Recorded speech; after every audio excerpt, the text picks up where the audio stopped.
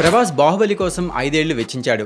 ఆర్ఆర్ఆర్ కోసం ఎన్టీఆర్, రామ్ చరణ్ ఓ 4 ఏళ్లు ఎదురుచూశారు. వాళ్ళు తమ విలువైన సమయాన్ని వేరే సినిమాలకు ఒప్పుకోకుండా కష్టపడితే అలాంటి కళాఖండాలు బయటకొచ్చాయి. కానీ పవన్ కళ్యాణ్ సినిమా హీరో నుంచి రాజకీయాల్లోకి వెళ్ళాక పూర్తిగా సినిమాలపై దృష్టిని పక్కన పెట్టారు. ప్రజాసేవ, ఏపీకి డిప్యూటీ సీఎంగా జాతీయ రాజకీయాలపై ఫోకస్ పెట్టారు. సినిమాలపై ప్రచారం చేయడం, కనీసం ప్రెస్ మీట్లకు కూడా హాజరు కావడం తనకు ఇబ్బందని ఆయన స్వయంగా చెప్పుకొచ్చారు. రాజకీయంగా మీడియాతో మాట్లాడడం ఈజీ, కానీ సినిమాల గురించి మాత్రం తాను ఆలోచించలేనని, సినిమాలపై తనకు మొహమాటమని, సినిమాను ప్రమోట్ చేసుకోవడం తనకు తెలియదని, ఎబ్బెట్టుగా ఉందని పవన్ అంటూ ఉంటారు.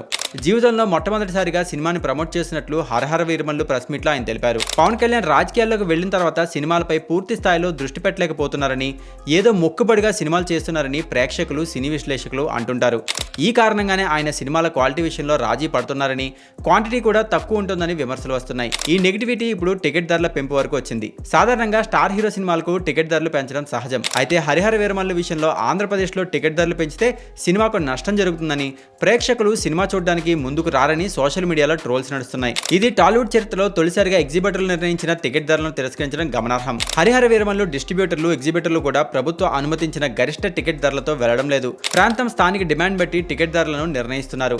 ఇది మంచి పరిణామం కావచ్చు, కానీ దీని ద్వారా సినిమా చూడలేమన్న ప్రేక్షకులకు భారం తగ్గుతుంది. అయితే ఈ పరిస్థితిని పవన్ కళ్యాణ్ గత సినిమాలపై ఉన్న అంచనాలు, ప్రస్తుత రాజకీయ ప్రస్థానం వల్ల వచ్చిన మార్పులు స్పష్టం చేస్తోంది.